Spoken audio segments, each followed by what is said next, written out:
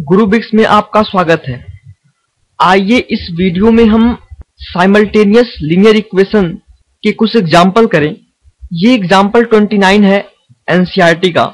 इस एग्जाम्पल में कहा गया है the sum of 3 number is 6। If we multiply third number by 3 and add second number to it we get 11। By adding first and third number we get double of the second number. Represent it algebraically and find the number using matrix method.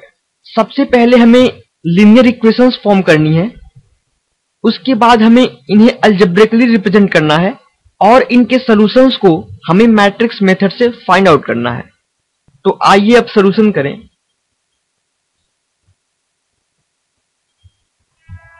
Solution के लिए मान लीजिए हमारे पास 3 नंबर हैं x, y, z। तो late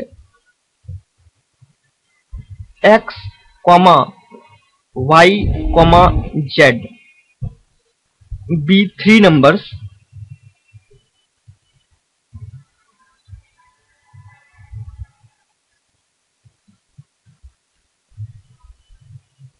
तो सबसे पहले क्या कहा इसने कहा है the sum of 3 number is 6 और हमारे पास 3 नंबर क्या है x, y, z। तो जो पहली इक्वेशन बनेगी वो बनेगी x plus y plus z is equals to 6। ये हमारे पास हो गई पहली इक्वेशन। अब कह रहा है कि if we multiply third number by 3 and add second number to it we get 11। मतलब जो तीसरा नंबर है वो क्या है z। हमें z को 3 से मल्टीप्लाई करना है और इसे दूसरे नंबर में ऐड कर देना है। तो हमें जो आउटकम मिलेगा दैट मीन्स इन दोनों का जो एडिशन होगा वो होगा 11। दैट मीन्स जो दूसरी इक्वेशन बनेगी वो बनेगी 3z। हमने सबसे पहले तीसरे नंबर को 3 से मल्टीप्लाई किया, उसके बाद उसे दूसरे नंबर में जोड़ दिया।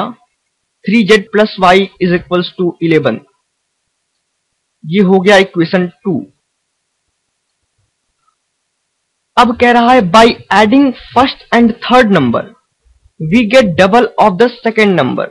मतलब कि पहले और तीसरे नंबर को ऐड करने के बाद हमें दूसरे नंबर का डबल मिल रहा है। दैट मीन्स पहला नंबर क्या है x, तीसरा नंबर क्या है z। तो x plus z is equals to 2y। ये इक्वेशन नंबर 3 बन गया। और हम इसे कैसे लिख सकते हैं x minus 2y plus z is equals to 0। मान लीजिए ये 4 है, तो सबसे पहले पार्ट में हमें इसे अलजेब्रिकली रिप्रेजेंट करना है। तो आप ध्यान दीजिए ये सारी equations ax plus by plus cz is equals to d के फॉर्म में है। तो हमें जो मैट्रिक्स A मिलेगी वो होगी A इज इक्वल्स टू, इसमें कितने अननोन्स हैं 3 अननोन है और कितनी इक्वेशन है 3। तो हमें जो मैट्रिक्स मिलेगी वो 3 क्रॉस 3 की मिलेगी और उसके जो एलिमेंट होंगे वो कोफिशिएंट ऑफ x, y और z होंगे। तो जो पहले रो के एलिमेंट होंगे वो कोफिशिएंट ऑफ x, y और z के होंगे जो कि पहले इक्वेशन में है। तो जो पहले रो के एलिमेंट होंगे वो होंगे 1, 1 और 1। सिमिलरली दूसरे रो के एलिमेंट क्या होंगे, यहां पे x का कोफिशिएंट क्या है 0, दैट मीन्स 0, y का कोफिशिएंट 1 और z का कोफिशिएंट 3। सिमिलरली जो थर्ड रो के एलिमेंट होंगे वो होंगे 1, x का कोफिशिएंट 1 है, y का कोफिशिएंट -2 है और z का कोफिशिएंट है 1। तो ये हो गई matrix A। Similarly matrix X क्या होगी, X is equals to x, y, z। ये 3 अननोन है, जिनकी वैल्यू हमें फाइंड आउट करनी है। और मैट्रिक्स बी क्या हो जाएगी, जो ये कॉन्स्टेंट्स हैं, दैट मीन्स 6, 11 और इक्वेशन 4 का कांस्टेंट क्या है, 0। हमने इक्वेशन 3 को इस फॉर्म में लिखा है क्योंकि हमें ax plus by plus cz is equal to d1 की फॉर्म चाहिए। नाउ अब हम लिख सकते हैं ax is equal to b। सबसे पहले हम इस इक्वेशन का सॉल्यूशन निकालने के लिए सबसे पहले हमें डिटर्मिनेंट ऑफ ए निकालना होगा। तो डिटर्मिनेंट ऑफ ए क्या होगा, determinant of A is equals to 1 1 1 0 1 3 1 -2 1। आइए हम इस डिटर्मिनेंट को सेकेंड रो के लॉन्ग एक्सपेंड करें। मैंने आपको बताया था कि हम एक्सपेंड करने के लिए वो रो या वो कॉलम चुनते हैं जिसमें मैक्सिमम नंबर ऑफ जीरोज हो। तो इस डिटर्मिनेंट को सेकेंड रो के लॉन्ग एक्सपेंड करने पर हमें पहला टर्म 0 मिलेगा। दूसरा टर्म क्या होगा, अगर हम साइन एसोसिएट करें तो plus minus plus minus plus, that means दूसरा टर्म होगा +1 इंटू ये रो और ये कॉलम छोड़ेंगे तो जो डिटर्मिनेंट के एलिमेंट होंगे वो होंगे 1 1 1 1 1 1 1 1 -3 इंटू डिटर्मिनेंट ऑफ ये रो छोड़िए और ये कॉलम छोड़िए तो जो डिटर्मिनेंट के एलिमेंट होंगे वो होंगे 1 1 1 -2 1 1 1 -2।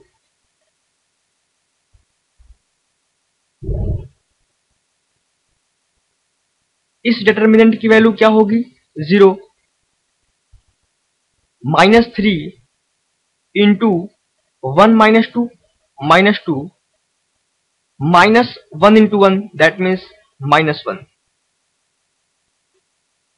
-2 -1 that is equals to -3 -3 into -3 that is equals to +9। so determinant of a is equals to 9। यहां से हम देख सकते हैं कि determinant of a की वैल्यू क्या है, non zero. That means determinant of a is equals to non zero. इसलिए हम थ्योरम 1 लगाएंगे और हमें x की वैल्यू कैसे मिलेगी, x is equals to a inverse b, और जो x की वैल्यू मिलेगी वो होगी x is equals to a inverse b।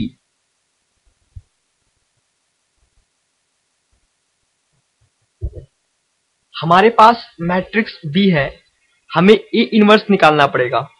तो a इनवर्स का फॉर्मूला क्या था, a inverse is equals to 1 upon determinant of a into adjoint of a।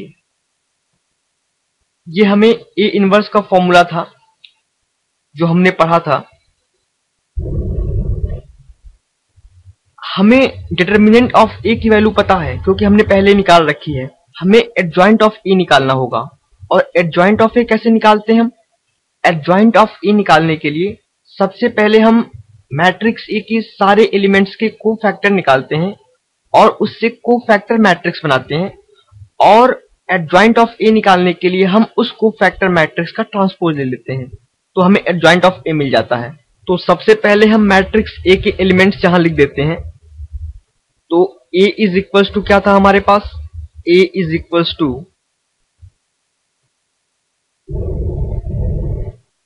1 1 1 0 1 3 1 -2 1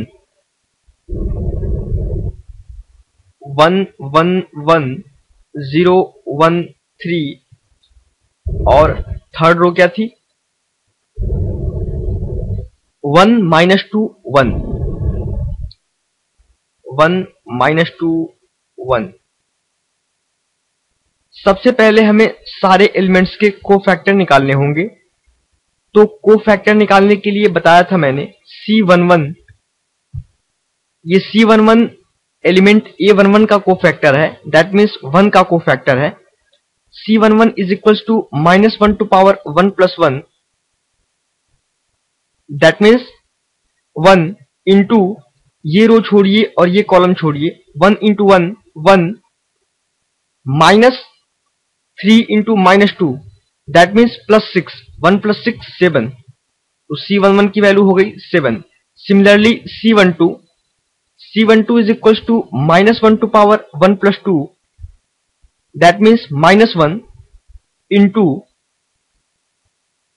पहली रो और दूसरी कॉलम छोड़िए, तो 1 इंटू 0 0, -3 इंटू 1, दैट मीन्स -3, तो C12 की वैल्यू हो गई 3। सिमिलरली C13 के लिए -1 to power 1 plus 3, that means +1 into पहली रो और तीसरी कॉलम छोड़िए, तो 0 into -2, that means 0, -1 into 1, that means -1, तो C13 की वैल्यू हो गई -1। C21 की वैल्यू क्या होगी? -1 to power 2 plus 1, that means -1 into second row और फर्स्ट कॉलम छोड़िए, तो 1 into 1, that means 1, minus 1 into -2, that means +2, so C12 की वैल्यू हो गई -3। सिमिलरली C22 की वैल्यू क्या हो जाएगी? -1 to power 2 plus 2, that means 1 into second row और सेकेंड कॉलम छोड़िए, तो 1 into 1 1, minus 1 into 1 1, that means 1 - 1 0, तो C22 की वैल्यू हो जाएगी 0। C23 की वैल्यू क्या होगी? -1 to power 2 plus 3, that means -1 into second row और थर्ड कॉलम छोड़िए, तो 1 into -2 -2, -1 into 1, that means -1, so -2 -1 -3 into -1, that is equals to +3. Similarly C31 की वैल्यू क्या होगी? -1 to power 3 plus 1, that means +1 into तीसरी रो और पहली कॉलम छोड़िए, तो 1 इंटू 3 3, -1, दैट मीन्स 2। C32 की वैल्यू क्या होगी? -1 to power 3 plus 2, that means -1 into तीसरी रो और दूसरी कॉलम छोड़िए, तो 1 इंटू 3 3, -1 इंटू 0, दैट मीन्स 0, तो 3 - 0 3, तो C32 की वैल्यू हो गई -3। सिमिलरली जो लास्ट को फैक्टर C33 होगा वो होगा तीसरी रो और तीसरी कॉलम छोड़िए, 1 into 1 1, -1 into 0, that means 0, so C33 की वैल्यू हो गई 1। तो हमारे पास जो कोफैक्टर मैट्रिक्स बनेगी वो होगी C is equals to C11 क्या था? 7 3 और -1 -3 0 3 2 -3 और 1। हमने क्या कहा था? हमने कहा था adjoint of A is equals to transpose of cofactor. तो यहां से हम एडजॉइंट ऑफ A निकाल लें, तो एडजॉइंट ऑफ A हो जाएगा, अगर हम इस कोफैक्टर मैट्रिक्स का ट्रांसपोज करें तो हमें मिलेगी, पहली कॉलम में क्या मिलेगी? 7 3 -1, 7 3 -1, -3 0 3, -3 0 3, 2 -3 और 1, 2 -3 और 1। ये हमारे पास आ गया एडजॉइंट ऑफ A। आइए अब यहां से A इनवर्स निकालते हैं। जो ए इनवर्स का फॉर्मूला था वो था 1 upon determinant of A into adjoint of A. तो डिटर्मिनेंट ऑफ ए की वैल्यू हमने क्या निकाली थी? Determinant of A is equal to 9, तो 1 अपॉन 9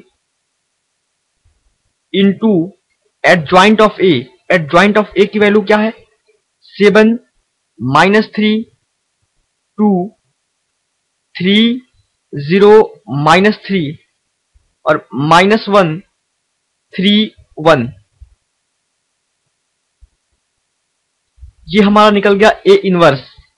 और x की वैल्यू क्या थी? तो x इज इक्वल्स टू था A inverse b।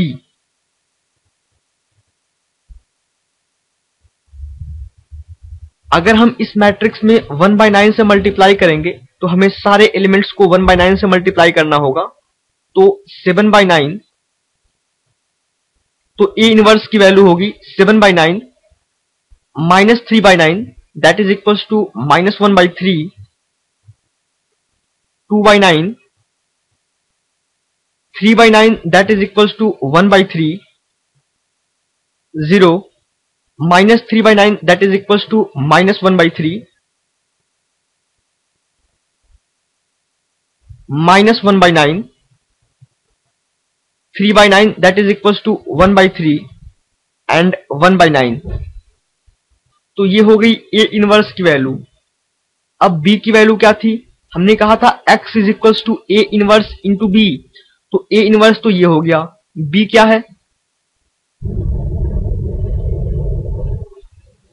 b is equals to 6 11 और 0। तो जो बी मैट्रिक्स के एलिमेंट हैं वो है 6 11 और 0। आइए अब इन दोनों मैट्रिक्सेस को मल्टीप्लाई करें। तो जो x की वैल्यू होगी वो हम कैसे ऑब्टेन करेंगे? सबसे पहले इसकी पहली रो लेंगे और इसका पहला कॉलम लेंगे, तो इसका पहला एलिमेंट मिलेगा।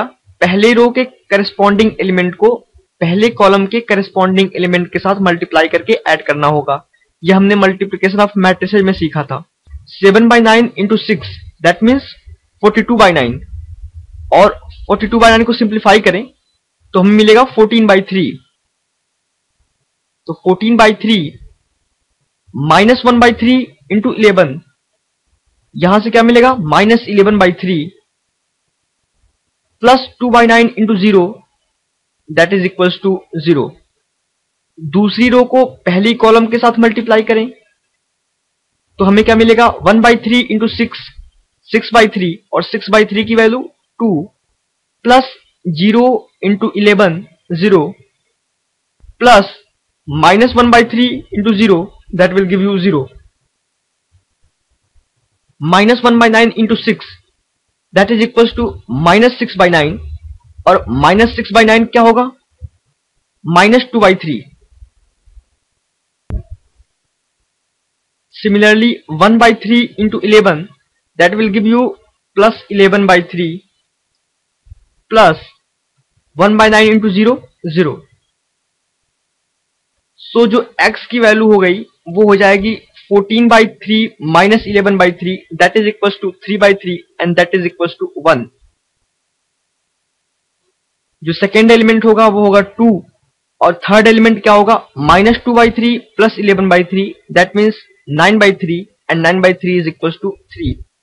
तो हमें x मैट्रिक्स के एलिमेंट मिल गए 1 2 3, और x मैट्रिक्स थी किसके बराबर? And that was equals to x y z। So हमें x y और z के वैल्यू मिल गए। इन दोनों मैट्रिक्स को कंपेयर कीजिए, ये दोनों मैट्रिक्स आपस में इक्वल हैं। अगर ये दोनों मैट्रिक्स इक्वल हैं तो इन दोनों के करस्पॉन्डिंग एलिमेंट्स भी इक्वल होंगे। That means x is equals to 1, y is equals to 2 and z is equals to 3। तो हमें यहां से x y और z की वैल्यू मिल गई।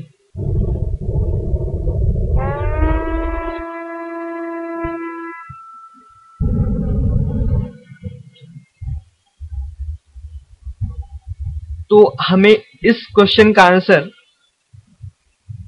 तो हमें इस प्रॉब्लम का आंसर मिला x is equals to 1, y is equals to 2 and z is equals to 3। Question easy था लेकिन कैलकुलेशन थी इस क्वेश्चन में, तो अगर आप प्रैक्टिस करेंगे तो कैलकुलेशन भी रिड्यूस हो जाएंगे, क्योंकि बहुत सारे स्टेप आप इसमें से स्किप कर सकते हैं अगर आपकी प्रैक्टिस होगी तो। So we had solved an example on simultaneous linear equation. How to solve a simultaneous linear equation using matrix.